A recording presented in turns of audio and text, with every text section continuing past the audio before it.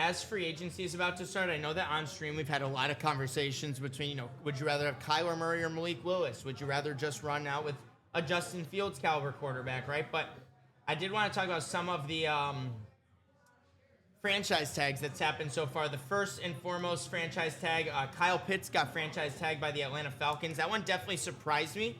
I just didn't really know what was going to happen with Kyle Pitts. I thought that he was going to be one of those top tier tight ends on the market.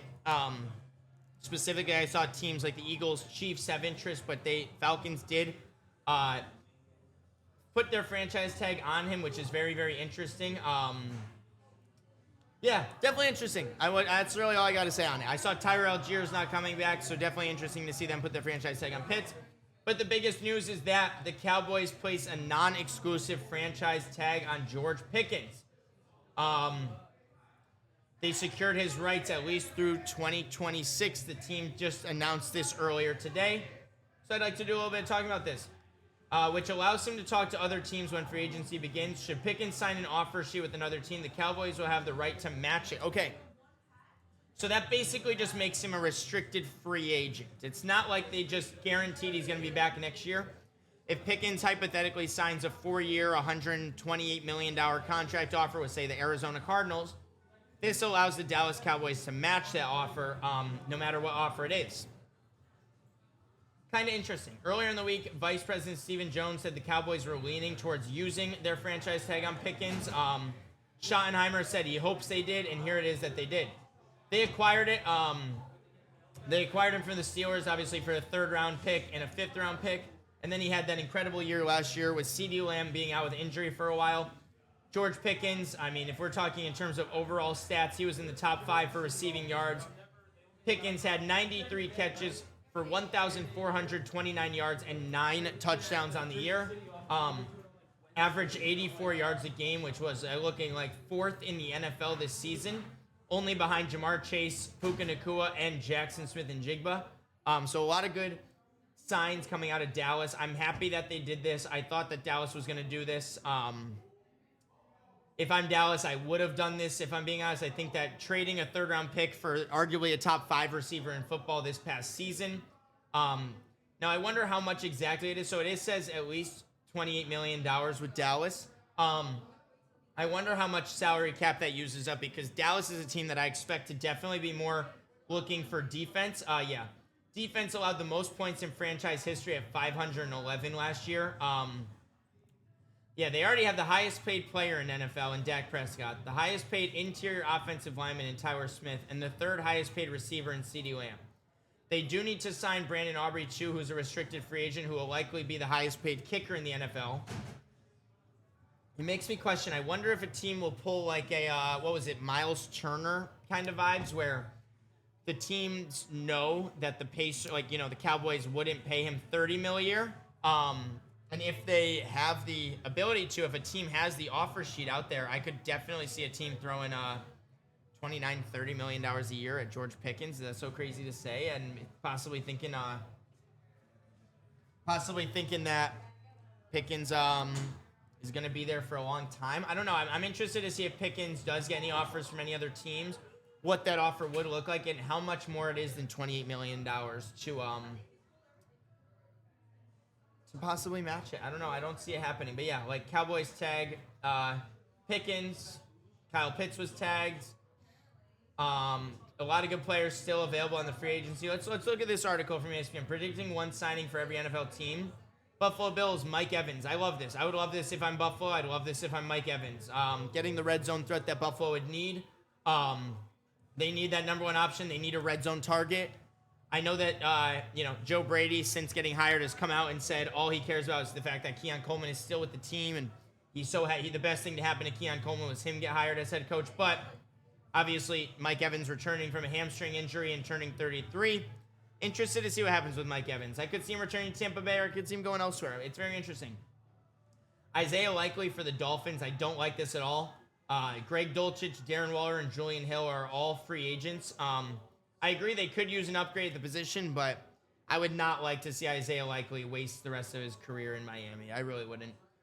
Jalen Phillips for the Patriots. It really just depends on if they're going to be able to bring back K'Lavon Chaisson, who's probably going to get paid a lot of money this offseason after the great year he had.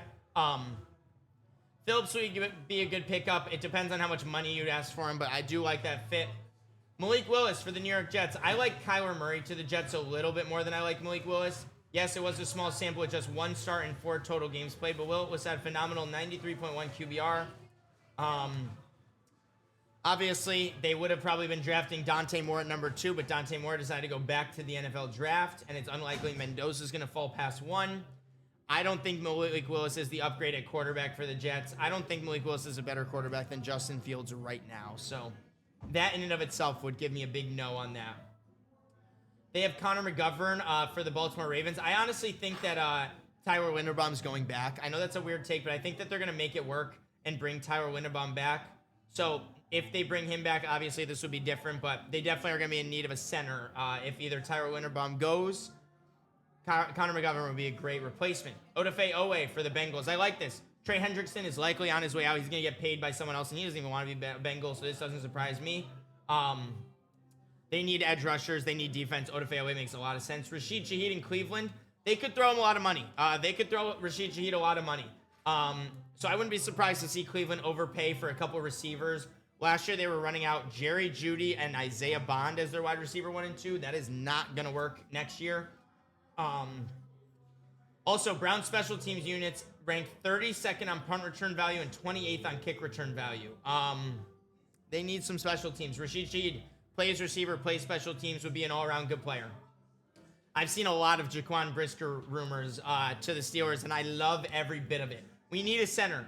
Deshaun Elliott dealt with some injuries last year, and obviously Jalen Ramsey. We kind of want him to go back to that nickel corner. So if we need a Minkah Fitzpatrick-like safety back there, I love the idea of bringing Jaquan Brisker in. Texans need all the offensive line help they can get. Yes, I would go after Tyler Linderbaum big time. Colts are edge Bradley Chubb. Yeah, the Colts ranked 30th in pass rush win rate. 3 of their top 4 pass rushers are hitting free agency, which kind of looks like it's a good thing if that's how bad their edge rushers were. So I kind of like Bradley Chubb in Indy. I hope they don't go too old with Bradley Chubb, but Colts definitely going to be looking for the defensive side of the ball. Jaguars, Tariq Woolen is kind of interesting. I guess Greg Newsome is their unrestricted free agent, and Montaric Brown. But Travis Hunter is coming back and likely to play full-time cornerback, I saw rumors of. So I don't hate Tariq Woolen going to Jacksonville. I want Tariq Woolen to stay in Seattle, so I would prefer he stays in Seattle. But I like, even if they're going to put Travis Hunter as a corner, they're going to need someone in the slot too. Tariq Woolen's a fantastic slot receiver, or cornerback, so that's where I would go. K'Lavon Chaisson, as an edge rusher. I'm interested to see where Tennessee goes with that 4th overall pick, especially because a lot of mock drafts going into this had Ruben Bain going in the top 5 as a defensive end. But Ruben Bain just recorded the smallest arm length out of every defensive end since 2003. I think that would definitely make Tennessee hesitate a little bit on taking him. I've seen people even giving him 2nd or 3rd round grades, even though he really has 1st round production in terms of what he did in college. If Tennessee goes defensive line, I would not be surprised to see them try and sign a guy like K'Lavon Chaisson to bring a guy there. Either way, Tennessee needs their defense. They brought in Robert Saleh as their head coach, defensive-minded guy. They were 15th in pass win rate last year, but Arden Key and Jahad Ward are both free agents. K'Lavon Chaisson's going to get paid. A team like Tennessee with money might pay him. Cade Otton to Denver. Denver already has a receiving first tight end in Evan Ingram. Don't know if I love it. I like Cade Otton. Don't know if I love him there. Chiefs, Kenneth Walker. I've seen Breece Hall. I've seen Kenneth Walker. I've seen Jeremiah Lovett 9 rumored to the Chiefs. All I know is Chiefs got to figure out their running back room. Whether it's Kareem Hunt's the backup, Pacheco moves on. I don't know what it is. Figure out that running back room. Get your offensive lineman healthy. Get Mahomes healthy. Quay Walker for the Raiders. Quay Walker was a very fantastic player for the Packers. 128 combined tackles last year.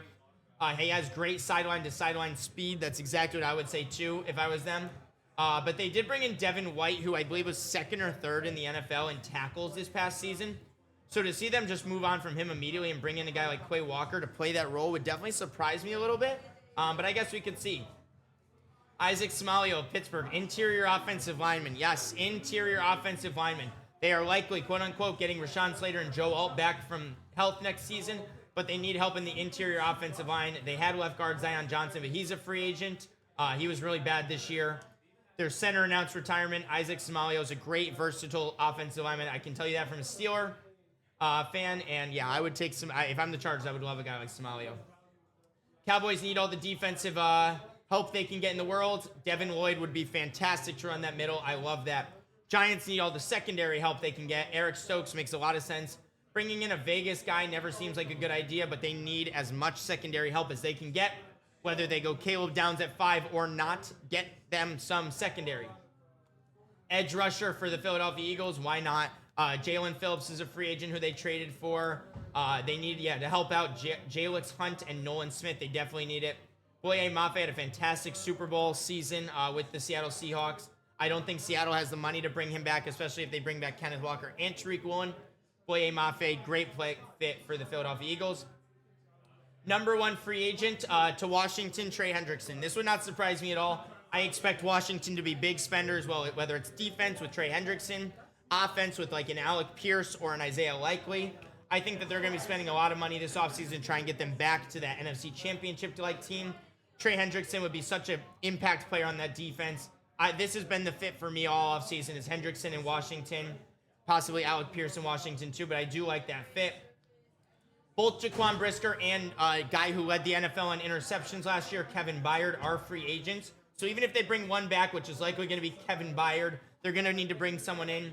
I know as a Seahawks fan, my roommate loves Cam Curl because Cam Curl's not the best guy on defense, but Cam Curl would be a serviceable replacement for a guy like Jaquan Brisker. Detroit Lions need to bring in an edge rusher next to Aiden Hutchinson alongside him. They need one. If Khalil Mack's the guy they believe in, so be it. He probably won't cost you much, so I don't hate that for Detroit, but I'd love to see them find their way to get Trey Hendrickson. I can't able Trey Hendrickson on one side, Aiden Hutchinson on the other sounds deadly if they're going to keep this Super Bowl window open with Jared Goff. Packers are going to need to replace Quay Walker, so they've got their replacement there in Nakobe Dean. And then Minnesota Vikings, give me a quarterback here. Sign a quarterback. Give me a quarterback that's going to be a free agent. Give me Kirk Cousins. Kirk Cousins would be my guy. And then for the NFC South, John Franklin Myers. They're one of the 5 teams that will need a 5-technique defensive end with both of their guys hitting free agency. Franklin Myers was great for Denver last year, so it wouldn't surprise me there. The Panthers could use another interior lineman. Interested to see what they do on that offensive side of the ball if they pay Bryce Young and then how much money they have left over, but interesting. Yeah. It's kind of funny. Jeff Obrick said that replacing Ellis would take more than one human being. So an in-division team like Carolina could snag him. That'd be huge. Saints ranked 31st in pass yards that gained at least 20 yards per play. And they want to give Tyler Shuck some deep ball threat. I don't know if I love Alec Pierce much more than Rashid Shaheed, who they trade away a 4th and a 6th for. I'd rather they try and find their offensive talent through the draft and not go sign a guy for $20 million plus. But I understand the metrics and why you would tie Alec Pierce to them. I just would like to see Alec Pierce go to more of a win now team, like maybe the Commanders or Pittsburgh Steelers, something like that. Alex Anzalone for the Buccaneers. The time might have finally come for Levante David to leave the Bucs, and if that's the case, they're definitely going to need to replace him. Linebacker Alex Anzalone, fantastic for Detroit. I'm sure Detroit has nothing but good things to say about him. Tampa Bay would like him. Cardinals, yes, spend your money on the lines. Offensive, defensive. Restart your rebuild, offensive and defensive lines. That's all I got to say about the Cardinals. Rams do need some cornerback help. I've seen rumors that they're going to take that 13th overall pick and trade it. I don't know how I feel about that. I'd rather they just spend some money in free agency and draft, a guy that they really like, young guy. But I could see that going either way. Jalen Watson, Kansas City, feels like a good fit. Joel Bitonio to the 49ers. All 5 of the Cleveland Browns offensive linemen. All 5 of the offensive linemen for the Cleveland Browns are free agents. So for a team like the 49ers who always deal with injury history, I would not be surprised to see them bulk up their offensive line situation with a guy like Joel Bitonio. Jawan Jennings in Seattle. That would be really interesting. This signing would achieve a couple of goals for the Seahawks. It would give them a chance to replace Rashid Shaheed if he leaves in free agency. Jennings is a strong run blocker, and the Seahawks will still want run-first offense. I cannot see Jawan Jennings go to the Seattle Seahawks, but I don't hate it that much. Top remaining free agents not assigned to a team also include Travis Etienne. I could see him going to the Chiefs if they strike out on Breece Hall and Kenneth Walker. Tyreek Hill, I could see him going to the Giants, the Chiefs. A couple other teams the Browns might throw a bunch of money at Tyreek Hill. David Njoku, I love the fit in a couple places. I thought he was going to be the Kyle Pitts replacement in Atlanta. Now that Kyle Pitts just got franchise tagged, I have no idea where David Njoku is going to go. Hope he gets out of the AFC North, though, because David Njoku is a player. A couple offensive linemen here in Rasheed Walker, David Edwards, and Elijah Vera Tucker. Some defensive players in Joey Bosa, Jamal Dean, and Alante Taylor. Shout out Alante Taylor for letting up the worst touchdown I've ever seen a cornerback let up to Devon Achane. If you know, you know, number 1. And then Kevin Byard led the NFL in interceptions. Boy is about to get paid by the Chicago Bears. But that's going to be reviewing that and talking about the fact that George Pickens and Kyle Pitts have been the first 2 players franchise tagged. But yeah, George Pickens remaining a member of the Dallas Cowboys, possibly, as long as no other team throws him more money, through the 2026-2027 NFL season.